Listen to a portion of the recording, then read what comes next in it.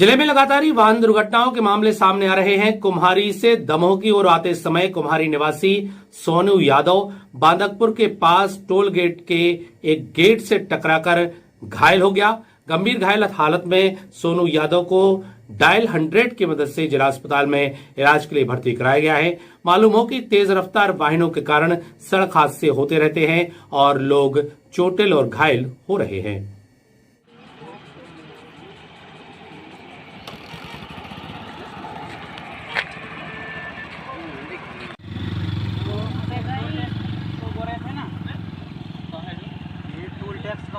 Board है ना, toll tax को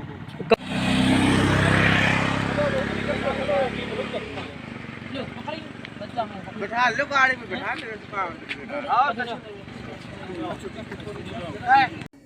प्रधानमंत्री जन कल्याणकारी योजना प्रचार प्रसार के प्रदेश अध्यक्ष संजय रघुवंशी का दमोह के झलोन में आगमन हुआ। प्रवास के दौरान वे झलोन पहुंचे। वहां पर उनके साथ अन्य लोगों का भी गांव के भारतीय जनता पार्टी के कार्यकर्ताओं और पदाधिकारियों ने स्वागत किया। साथ ही प्रधानमंत्री के द्वारा जो योजनाएं देश भर में चलाई जा रही हैं, उन योजनाओं की जानकारी भी ली। साथ ही उन्होंने इस जानकारी से ग्रामीण जनों को भी अवगत कराया।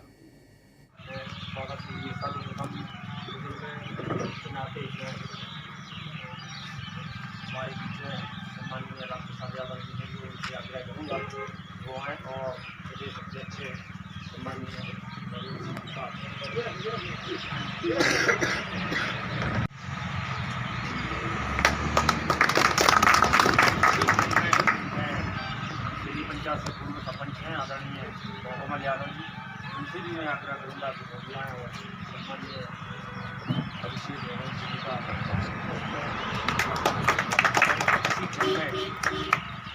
देवी पटेल हैं, भारतीय जनता पार्टी के बहुत वरिष्ठ हैं। उनसे भी मैं आग्रह करता हूँ कि वो आएँ और अभिषेक गुप्ता जी का, रावण गुप्ता जी का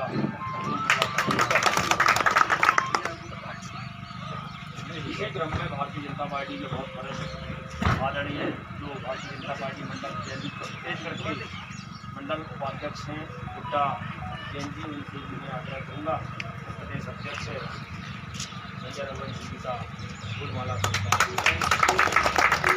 प्रधानमंत्री जन कल्याणकारी योजना प्रचार प्रसार अभियान के तत्वाधान में जिला दमोह जालौन में कार्यक्रम संपन्न हो रहा है। इसमें आप सब लोग पधारे और इतने समय तक मेरा इंतजार किया, इसके लिए मैं बहुत ही हृदय से आपका बहुत बहुत धन्यवाद देता हूं एवं आभार मानता हूं। हम उस प्रधानमंत्री जी के जन कल्याणकारी योजनाओं के ऊपर काम कर रहे हैं जिन्होंने आज कोरोना जैसे काल में आपने देखा होगा किस तरह से देश को संभाला है। हर व्यक्ति तक भोजन पहुंचाने का काम हमारे भारत के यशस्वी प्रधानमंत्री जी ने किया। गैस टंकी पहुंचाने का निःशुल्क काम भारत के यशस्वी प्रधानमंत्री जी ने किया। और आप देख रहे हैं वैक्सीन फ्री लगाने का काम भारत के प्रधानमंत्री कर रहे हैं। अयोध्या में बन रहे प्रभु श्री राम के भव्य विशाल मंदिर के निर्माण के लिए जहां निधि संग्रह का दौर जारी है, वहीं हटा के एक पीएचडी होल्डर शिक्षक संतोष तिवारी ने अयोध्या मंदिर निर्माण के भूमिगत समस्याओं के समाधान के लिए एक नक्शा तैयार किया है। 1 महीने की मेहनत के बाद इन्होंने जो नक्शा तैयार किया है वह कलेक्टर के माध्यम से अयोध्या भेजे जाने की तैयारी है, जिसके माध्यम से वहां की समस्याओं का समाधान हो सके। क्या कहते हैं संतोष तिवारी और क्या बनाया है उन्होंने नक्शा, देखते हैं इस पूरी खबर के साथ। अयोध्या में बनने वाले प्रभु श्री राम के भव्य मंदिर के आधार स्तंभ, संरचना, चबूतरा और अन्य भूमिगत समस्याओं को लेकर हटा के शिक्षक संतोष तिवारी ने एक शोध पत्र तैयार किया है। 18 पेज के इस शोध पत्र में मंदिर निर्माण के आधार, स्ट्रक्चर, डिजाइन और भूमिगत पिलरों की जगह ठोस नींव तैयार करने के सुझाव दिए हैं। शिक्षक संतोष तिवारी ने बताया कि वह इतिहास में पीएचडी हैं। मीडिया और समाचार पत्रों के माध्यम से अयोध्या मंदिर निर्माण में आ रही भूमिगत समस्याओं की उनको जानकारी मिली, जिसके कारण से उन्होंने करीब 1 माह की मेहनत से यह शोध पत्र तैयार किया है, जिसमें दक्षिण भारत के मंदिरों की आकार संरचना, मिस्र के पिरामिड संरचना को आधार मानकर स्ट्रक्चर तैयार किया गया है। इस आधार पर यदि मंदिर निर्माण ट्रस्ट कार्य कराता है तो मंदिर हजारों साल के लिए सुरक्षित होगा। शिक्षक का बनाया गया यह शोध पत्र कलेक्टर दमोह के माध्यम से अयोध्या के श्री राम मंदिर ट्रस्ट को भेजने की तैयारी है। और यदि ट्रस्ट शिक्षक के प्रस्ताव पर विचार करता है तो वह दमोह जिले के लिए बड़ी उपलब्धि होगी। सर, आपने अयोध्या मंदिर निर्माण के आधार के लिए जो शोध पत्र स्ट्रक्चर बनाया है, आपको कैसे पता चला कि मंदिर निर्माण में इस प्रकार की समस्याएं आ रही हैं? जी बिल्कुल, जैसा कि सर्वविदित है कि कुछ दिनों से समाचार पत्रों एवं मीडिया के माध्यम से ये जानकारी सामने आ रही है कि मंदिर की जो नींव बनाई जा रही है उसमें उसके स्थायित्व को लेकर या उसके धंसने को लेकर समस्याएं हैं। ये हमें मीडिया से प्राप्त हुई और चूँकि मैं इतिहास विषय का छात्र हूँ और बार बार इन समस्याओं से मैं जब मेरा संपर्क हुआ और मैंने इस ओर ध्यान आकर्षित किया और मैंने इसमें काम करना शुरू किया। आपने जो यह मंदिर संरचना के लिए स्ट्रक्चर मॉडल नक्शा तैयार किया है, इसमें कितना समय लगा और किस सिद्धांत को लेकर तैयार किया? मुझे ये पूरा जो शोध पत्र है इसको बनाने में लगभग एक माह का समय लगा और इस शोध पत्र में जो मुख्य रूप से संदर्भ जो लिया गया है वो दक्षिण भारत के मंदिर हैं और जो मंदिर की जो नींव की संरचना है, नींव की संरचना में मैंने जो संलग्न निर्माण है जैसे मिस्र के जो पिरामिड हैं उनको लिया हुआ है कि जो अभी वर्तमान में जो सबसे पुरानी संरचना है वो है मिस्र के पिरामिड और ये लगभग 4000 साल पुरानी है। और अगर हम इसी संरचना को ही आधार मान के नींव श्री राम मंदिर की नींव बनाएंगे तो निश्चित ही हमारा मंदिर एक 1000 या 2000 साल के लिए स्थायित्व रहेगा। क्या आपको लगता है कि आपका बनाया गया डिजाइन या नक्शा मंदिर निर्माण समिति द्वारा चयन किया जाएगा? देखिए सर, मेरा जो शोध पत्र या जो मैंने इसका डिज़ाइन बनाया हुआ है वो संदर्भ में मैंने दक्षिण भारत के मंदिर लिए हैं और उनको ही उनकी ही नींव को आधार मानते हुए और जो मिस्र के पिरामिड हैं उनको आधार मानते हुए मैंने इसका नक्शा बनाया हुआ है और नक्शे में जो बातें हैं वो पूर्णतः तर्कसंगत रखी हुई हैं ताकि मंदिर की जो नींव है वो ज़्यादा समय तक स्थायी रहे और मंदिर हमारा स्थायी रहे। आस्था और अंधविश्वास के बीच झूलता हमारा देश, आस्था और अंधविश्वास के बीच डोलता पूरा बुंदेलखंड और आस्था और अंधविश्वास के बीच पल रहा दमोह जिला। आस्था और अंधविश्वास का एक नया खेल मड़ियादों के एक गांव में सामने आया। मड़ियादों गांव के आसपास के गांव में यह मामला सामने आने के बाद यहां पर सोमवार को बैठक लगती है। यहां पर आस्था का सैलाब उमड़ता है और एक व्यक्ति जो युवक है वह शराब पी करके लोगों की समस्याओं का समाधान करने का दावा करता है। आइए दिखाते हैं क्या है पूरी खबर। हमारा देश भले ही डिजिटल युग में चला गया हो, सरकारें स्वास्थ्य सेवाओं में लगातार सुधार के दावे कर रही हों, लेकिन ग्रामीण अंचलों में आज भी लोग अंधविश्वास की जंजीरों में जकड़े हुए हैं, जो आस्था के नाम पर तंत्र साधना और झाड़ फूक के चक्कर में गंभीर से गंभीर बीमारियों का इलाज कराने में भरोसा रखते हैं। मध्य प्रदेश के बुंदेलखंड क्षेत्र में कई इलाके ऐसे आते हैं जहां तंत्र साधना के दरबार भरते हैं, लेकिन हम आपको जो खबर दिखाने जा रहे हैं वह जरा अलग है। वह इसलिए कि यहाँ पर झाड़ फूक कराने आने वाले लोग प्रसाद में शराब के साथ अन्य सामग्री लाते हैं और इलाज करने वाला कथित बाबा इलाज के दौरान दरबार में मदिरा पान भी करता है।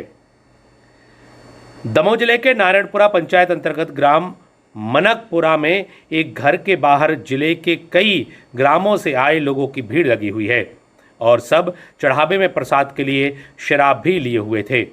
कमरे के अंदर पीले रंग के कपड़े पहने एक युवा झूमते हुए भैरव बाबा का अंश का दावा कर लोगों की तकलीफ सुन रहा था और जैसे ही किसी को दर्द से राहत मिलती तो सब भैरवे बाबा जय कालेश्वर की जयकारा लगाते और बाबा प्रसाद में आई शराब में से एक कप शराब पी लेते। हालांकि यहां पहुंचने वाले कुछ लोगों द्वारा इस दौरान राहत मिलने की बात कही गई, मगर पूर्ण राहत भी नहीं होने का स्वीकारोक्ति भी की गई। सबसे खास बात यह है कि बाबा कहलाने वाले इस व्यक्ति द्वारा लकवा, दर्द, भूतागति सहित अन्य सभी रोगों के इलाज का दावा किया जा रहा है। ग्रामीण द्वारा मन्नत पूरी होने पर राहत मिलने पर भंडारे भी किए जा रहे हैं। मामले के मुताबिक रूप सिंह ठाकुर ग्राम मनकपुरा में प्रति सोमवार को बैठक लगाता है, जिसमें पहुंचने वाले लोगों को एक पाव शराब ले जानी पड़ती है। ग्रामीण बताते हैं कि उनको जो दर्द होता है उससे निजात मिलती है और वे लोग अब ठीक भी हो रहे हैं।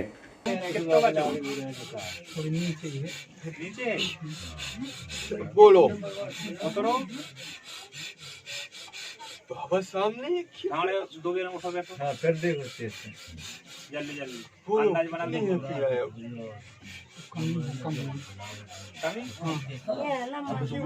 बोलेंगे अब तो तुम सब प्यारे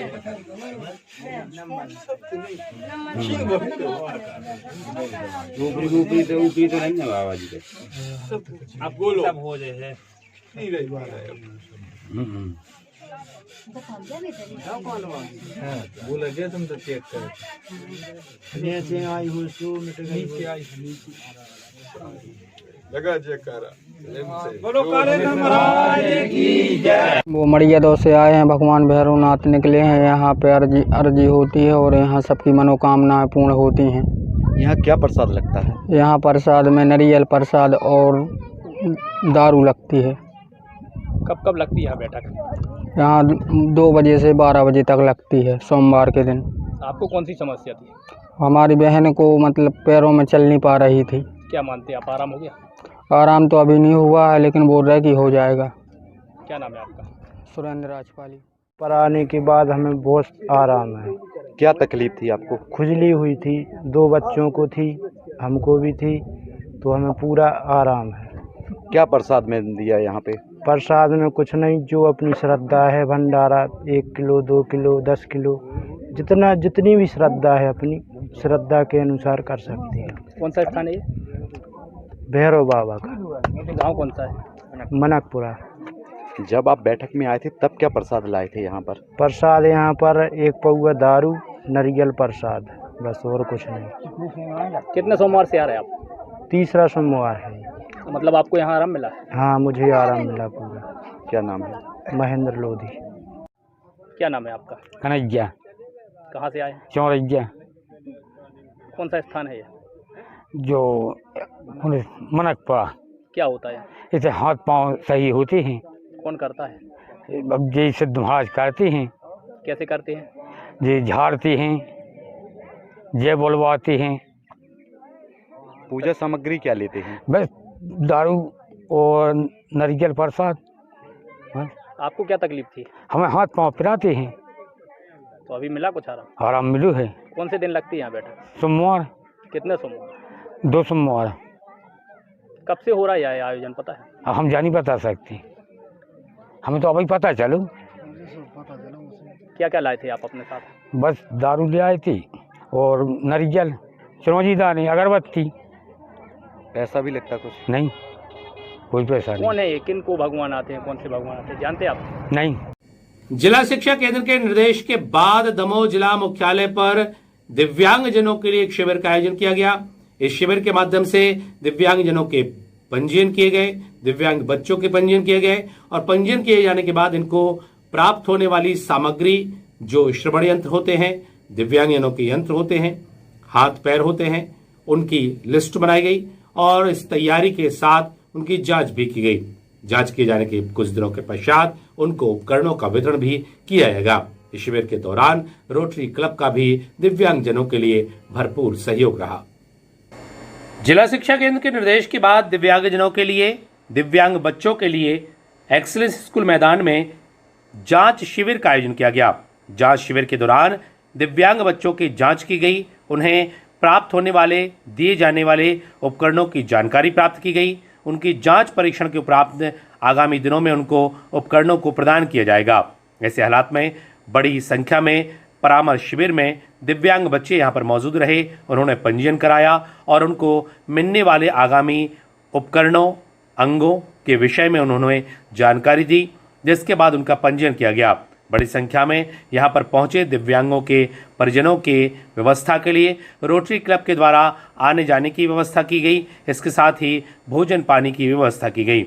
मालूम हो कि हर साल ही शिक्षा विभाग के द्वारा इस तरह के शिविर का आयोजन किया जाता है और शिविर के आयोजन के दौरान बड़ी संख्या में दिव्यांग बच्चे पहुंचते हैं और सुविधाओं का लाभ भी उठाते हैं।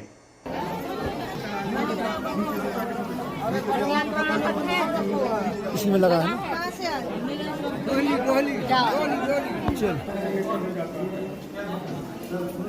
सुनने में इस साइड नहीं है, इससे के बाद हम सीधे जाके सुनने का वही पर जाके वो करेंगे। मजा है।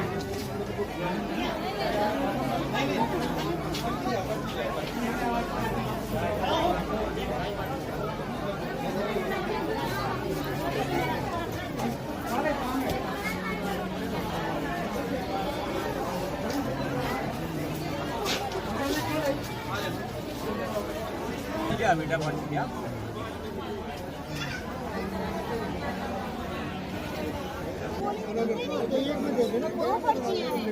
अंजलि शर्मा जो आपने जमा की है और नीचे हम देंगे आपको। जिला शिक्षा केंद्र दमोह के निर्देशानुसार दिव्यांग बच्चों का परामर्श चिकित्सीय मूल्यांकन शिविर यहाँ पे आयोजित किया गया है, जिसमें एलएम को जबलपुर से लोग आए हैं। यहाँ पर प्रमाण पत्र बनाए जा रहे हैं डॉक्टर्स के द्वारा। इसके साथ वो जांच के बाद उनको क्या इंस्ट्रूमेंट की आवश्यकता होगी, कौन सा उपकरण उनके लिए उपयोगी होगा, वो उपकरण का वितरण शिविर हम बाद में करेंगे। 450 बच्चों का लक्ष्य लेकर हम शिविर में शामिल हुए थे, जिसमें भी 228 बच्चे यहाँ पे शामिल हुए हैं। जिनके भी उपकरण बाद में तैयार होकर प्राप्त होंगे, उनको हम वितरण का कार्यक्रम 3 महीने बाद करेंगे। इस कार्यक्रम में रोटरी क्लब के द्वारा हमें बच्चों को भोजन प्रदान किया गया है और मास्क प्रदान किए गए हैं। इसके अतिरिक्त हमने शासकीय स्तर से जो व्यवस्थाएं हमें निर्धारित थी, वो भी हमने अपने स्तर से की हैं। जन शिक्षा केंद्र द्वारा पदम सिंह सर ने हम लोग रोटरी क्लब दमोह को जानकारी दी कि आप हमें बच्चों को क्या क्या सहयोग कर सकते हैं। हम लोगों ने यहाँ सभी बच्चों को सैनिटाइज़र, मास्क और भोजन का वितरण किया है। लगभग 400 बच्चों का लक्ष्य हम लोगों को मिला था रोटरी क्लब दमोह द्वारा। मध्य प्रदेश शासन के निर्देश के बाद लगातार ही पुलिस अवैध शराब के ऊपर कार्रवाई कर रही है। ऐसी ही एक कार्रवाई करने के लिए जब मड़ियादो थाना की पुलिस कलकुआ गांव में पहुंचती, तो वहां पर शराब का विक्रय करने वाले, शराब बनाने वाले लोगों के बीच और पुलिस के बीच झड़प हो गई। ऐसे में दोनों पक्षों के लोग घायल हुए हैं। अवैध शराब पकड़ने कलकुआ गांव पहुंची मड़ियादो थाना पुलिस और ग्रामीणों के बीच विवाद हो गया। कार्रवाई के दौरान दोनों ओर से मारपीट और झड़प की कार्रवाई भी हुई। घटना में एक युवक भैयन बंजारा और मड़ियादो थाना में पदस्थ एएसआई जगदीश तिवारी और आरक्षक को चोटें आई हैं। पुलिस ने ग्राम पंचायत चौरैया की सरपंच सहित कई लोगों पर शासकीय कार्य में बाधा सहित विभिन्न धाराओं के तहत मामला भी कायम किया है। घटना के मुताबिक बंजारा समाज के लोगों ने मड़ियादो पुलिस पर बेवजह कार्रवाई, महिलाओं से अभद्रता, मारपीट और झूठे प्रकरण दर्ज कराने के आरोप लगाते हुए वरिष्ठ अधिकारियों से गुहार लगाई है। ग्रामीणों का आरोप है कि सुबह 4 बजे अचानक सिविल ड्रेस में आए पुलिसकर्मियों द्वारा मारपीट और शराब का झूठा केस बनाया और मोबाइल तोड़कर गाली गलौज भी की। वहीं मड़ियादो पुलिस का कहना है कि बंजारों का काम कच्ची शराब बनाने का है। पुलिस जब कार्रवाई करने गई तो लोगों ने कार्रवाई नहीं करने का दबाव बनाते हुए पुलिस कर्मियों से मारपीट कर चोटें पहुंचाई हैं, जिस पर कार्रवाई करते हुए जांच की जा रही है। आज प्रातः पुलिस जो है अच्छी शराब की सूचना पर ग्राम कलकुआ गई थी, थाना मड़ियादो पुलिस। वहाँ पे एक व्यक्ति के पास शराब मिली, उससे लाइसेंस वगैरह पूछा नहीं हुआ, पुलिस ने अपने कब्जे में वो शराब ली। तो इसी दौरान वहाँ पे गांव कलकुआ का भैयन बंजारा और रामा बंजारा वगैरह ये लोग आ गए और उन्होंने जो है पुलिस के साथ अभद्रता शुरू कर दी। पुलिस के साथ अभद्रता के दौरान जो पुलिस के कब्जे में ली गई जो शराब थी, वो जो आदमी लिए था संदेही, वो भी लेके अलग हो गया वहाँ से। और फिर पुलिस के साथ उन्होंने हाथापाई भी शुरू करी। तो फिर वापस आई पुलिस और हमने उनके खिलाफ 353 और अलग विभिन्न धाराओं में मामला कायम किया है। पुलिस पर भी बंजारा समुदाय के लोगों द्वारा आरोप लगाए गए कि किसी के साथ गाली दी गई, मारपीट की गई, कट्टा दिखाया गया, उनको झूठे केस में फंसाने की धमकी दी पुलिस ने। नहीं, वो तो आरोपी है, तो वो आरोप लगाएंगे, आरोपी है। बाकी उनके साथ पुलिस के पहले भी गांव में जो है दबिश दी गई है और इस बार लगातार जो है उनके यहाँ से सूचनाएं मिलती रहती हैं बंजारा समुदाय के अवैध शराब परिवहन भंडारण को लेकर। इसी तारतम्य में अपने पदीय अनुक्रम का पालन करते हुए पुलिस टीम से कितने लोग घायल हुए? पुलिस टीम से कौन घायल हुआ? पुलिस टीम से एएसआई तिवारी जो है उनको आँख में चोट है और एक कांस्टेबल है, उसको भी हाथ में चोट है। सर के साथ में दारू पकड़ने गए थे कलकुआ गांव में, तो वहाँ पे एक महिला को दारू पकड़ी और तो वो आ गया भैयन बंजारा और बोलने लगा हम लोगों की दारू नहीं पकड़ सकते इस गांव में। केस बना लिया था, अब नहीं आना आज के बाद। गाली देने लगा तो हम लोगों ने मना किया कि गाली मत दो, साहब ने भी मना किया। तो इतने में वो लठ लेके आ गया, वरना मुझे मार दिया, मदन भैया को मार दिया, सर को भी घूंसा घल गया, एक आँख में, आँख लाल है हमारे यहाँ से, चोट आई है हाथ में, दाहिने हाथ में, और शराब लेके भाग गया वो।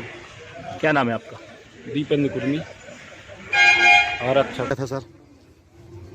दारू पकड़ी थी, भैया आ गया बंजारा, फिर तुम लोगों ने कुछ दिन पहले दारू पकड़ी थी, तुम लोग यहाँ से दारू नहीं पकड़ सकते, वो गाली को पार करने लगा माँ बहन थी। इसके में उनके रामा बंजारा, पप्पू बंजारा और मंजिली बंजारा और एक और उसकी ममता बंजारा आ गई, जो एकदम से पड़ गई। जो दारू जो हमने पकड़ी थी वो छुड़ा ले गए, वो पुलिस को गाड़ी ले गए। रामा भैया बंजारा ने लट्ठा मारा, लाठी मारी जो अपने दीपेंद्र को लगी तथा मदन डम्हा को लगी, हमें एक घूसा रामा बंजारा ने मारा, बाएं आँख में लगा लाल। सुबह मड़िया दो पुलिस थाना से 5 लोग आए थे, करीब 4 बजे के करीब। उन लोग गैर ड्रेस के थे और उनने दारू झूठा इल्जाम लगाया और हमारी चाची के लिए तकलीफ की गई है उन लोगों की वजह से। इस वजह से हाथ पकड़ने के कारण वो चिल्लाई, आवाज़ मिली हमको, इस वजह से हम दौड़कर आए और हमने छुड़ाने की कोशिश की, हमें लड़की बेटी की गाली दी। फिर इसके बाद में मुझे गिरफ्तार करने की कोशिश की, सब गांव वालों ने मेरी भड़काव की गई है और मेरी लेडीज को गाली दी लड़की की।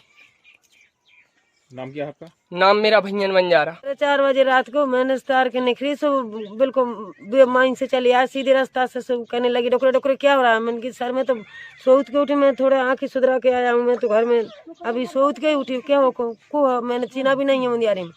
तो कहने लगी कहाँ जा रही है, मैंने कि थोड़ी पेशाब करेंगे, कहेंगे नहीं नहीं नहीं नहीं तू यहाँ लौट के आ, लौट के आ। मैंने कि क्या सर रुकते जा थोड़ी सा, कहा नहीं तू तो आ यहाँ। मैंने कि क्या करेगा, तो आ तो रही मैं नहीं मानी, तो वो धक्का फक्का देने लगे। तो मैंने कि ये क्या होता है, मैंने चिल्ला दिया, मैंने की दौड़, तो मैंने की भाई साहब मैंने की धक्का दे रहा है, सवेरे से को आ गया घर में। कितने लोग थे पुलिस वाले? 4-5 जने थे, 5 जने थे। सभी ने आपके साथ मारपीट की थी? हाँ सभी ने। आप मारपीट नहीं है, यहाँ खड़े हो गया घेर को, मेरे को निकले नहीं दे। क्यों आए थे वो आपके घर? किस लिए आई थी पुलिस आपके घर? अब क्या पता किस लिए आए, मैं तो सोती थी, मेरे को पता ही नहीं है। तो क्या छुड़ाने आई थी और परिहार साहब 5 पुलिस वाले थे और परिवार ने लड़की की गाली दी थी मुझे और धक्का भी दिया था और हाथ पकड़ के ऐसे कर दिया था, कहते हटो यहाँ से, हम ले जाएंगे उसे। कितने पुलिस थे? 5 पुलिस थे, वर्दी भी नहीं किए थे। क्यों आए थे वो यहाँ? दारू पकड़ने आए थे। उनमें कोई लेडीज पुलिस थी क्या? नहीं थी। आप लोगों के साथ अभद्रता की पुलिस ने महिलाओं के साथ भी? हाँ महिलाओं के साथ भी की थी। इस बात की शिकायत की है क्या अभी आपने कहीं? नहीं की, अभी तो नहीं की। 4 बजे के करीबन मैं लेटन गया था, तो यहाँ हमारे भाई को पकड़ रखा था, तो औरत जनी सब छुड़ा रही थी। हमने परिवार दाऊ को भर पहचाना है, उसमें से हमने की कि दाऊ क्या हो गया, किस वजह से तुम आप इसको ले जा रहे हो, क्या हो गया, जबरदस्ती गाड़ी में बिठा रहे थे। तो हमने छुड़ाने उड़ाने की कोशिश की है, तो परिवार दाऊ कह रहा था मैं गांजा रख दूंगा तुम्हारे जेब में, मैं पिस्टल रख दूंगा, कट्टा रख दूंगा, जहर भी डाल दूंगा तुम्हारी शराब में। हमारे पास कोई शराब नहीं थी, नहीं हमारा कोई कुछ नहीं था हमारे पास। और 4 बजे के करीबन आई थी और आन ड्रेस थी, किसी ने ड्रेस नहीं लगा रखी थी और गाड़ी भी थी उनके पास, जीप थी, तो लाल बत्ती थी, वो स्कूल के पीछे लुका रखी थी, स्कूल के मई रखी थी। और क्या नाम है? क्या नाम है तुम्हारा? हमारा केसा बंजारा। कौन सा गाँव है? कलाकुगा। पूरे देश के साथ दमोह के लोगों के लिए भी खुशखबरी की बात है कि अब कोविड वैक्सीन का ट्रायल रन होना है और कोविड वैक्सीन स्वास्थ्य कर्मियों को लगाई जानी है, जिसके लिए लगातार ही कलेक्टर के द्वारा विभिन्न क्षेत्रों में जाकर प्राथमिक स्वास्थ्य केंद्र, सामुदायिक स्वास्थ्य केंद्र का निरीक्षण किया गया और निरीक्षण के दौरान कोरोना की वैक्सीन रखे जाने, उनकी सुरक्षा किए जाने और किस तरह से वैक्सीन लगाए जाने की प्रक्रिया के बारे में जानकारी ली गई, पूछताछ की गई, व्यवस्थाओं का जायजा लिया गया। 8 तारीख को इसका ट्रायल रन होना है और कोरोना की वैक्सीन स्वास्थ्य कर्मियों को लगाई जानी है, जिसके बाद आमजनों को यह वैक्सीन लगाई जाएगी। या तो लाइट नहीं है तो सर हम इसमें आइस पैक जमा के पूरी वैक्सीन इसमें शिफ्ट कर देते हैं। अच्छा। तो सर इसका होल्ड ओवर टाइम 1 हफ्ते तक का चल जाता है आराम से। और सर लाइट जाने के बाद ILR में भी सर 72 आवर्स का टेम्परेचर। ILR आपके आ रहे हैं? आ चुके हैं सर, यहाँ पे नहीं आया, डिस्ट्रिक्ट पे रखे हैं, वो असेंबल करने वाले इंजीनियर आएगा। लेकिन अभी जो फर्स्ट फेज में जो वैक्सीनेशन होना है उसमें तो केवल हेल्थ वर्कर ही होना है ना? Yes sir. तो उसके लिए तो 3 कमरे अभी यहाँ अवेलेबल होंगे ना आपके यहाँ पे? कमरे तो है लेकिन उसे इसमें आइस पैक रखोगे जी आइस पैक जमा करके रखोगे और फिर इसमें वैक्सीन डालोगे। जैसे मतलब जब कभी लाइट चली जाती ना सर, तब के लिए अपन वैक्सीन डाल सकते हैं। और पल्स पोलियो अगर अंदर की बर्फ फैलने लगी मतलब +2 से +8 डिग्री टेम्परेचर मेंटेन हो गया। तो जब जिसका पसीना से छूट जाएगा, हल्की सी आवाज आएगी ना, तब हम कोल्ड वैक्सीन हम कोल्ड चेन हैंडलर है कोल्ड चेन जगह ब्लॉक पर है। यस सर, ये ऐसे आप तो ये हो गया आपका डीप फ्रीज। बटियागढ़ से हीरापुर जाने वाले मार्ग पर एक आलू से भरा ट्रक अनियंत्रित होकर पलट गया। हालांकि इस हादसे में चालक परिचालक बाल बाल बच गए। ट्रक को भारी नुकसान हुआ है। वहीं ट्रक को अब सीधा करने की कोशिश की जा रही है। मालूम हो कि यहां पर लगातार हादसे होने के बाद भी वाहन चालकों के द्वारा सतर्कता नहीं रखी जाती, जिससे यह हादसे हो रहे हैं। यह आलू से भरा ट्रक कानपुर से रायपुर की ओर जा रहा था।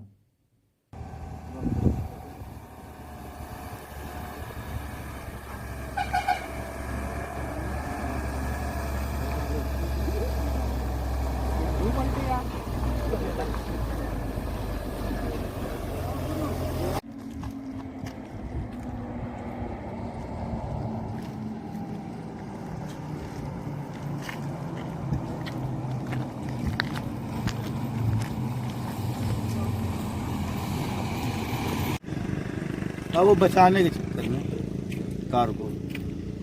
कहाँ से कहाँ गाड़ी जा रही थी? कानपुर से रायपुर। क्या लदा हुआ था गाड़ी में? आलू। माह की 7 तारीख को राशन दुकानों पर अन्न उत्सव का आयोजन किया गया। अन्न उत्सव के आयोजन के दौरान कलेक्टर तरुण राठी ने पहुंचकर इस कार्यक्रम में हिस्सा लिया। वहीं बताया कि आगामी हर माह की 7 तारीख को इस तरह के अन्न उत्सव का आयोजन किया जाएगा। शासन के निर्देश के बाद यह कार्यक्रम शुरू किया गया है। वहीं कलेक्टर तरुण राठी ने इस कार्यक्रम के आयोजन के विषय में जानकारी भी दी। भी ले सको, हरियाणा में हो, दिल्ली में हो, बम्बई में हो, कहीं भी हो, वहां से राशन ले सको। पता है? नहीं पता? हाँ, ये भी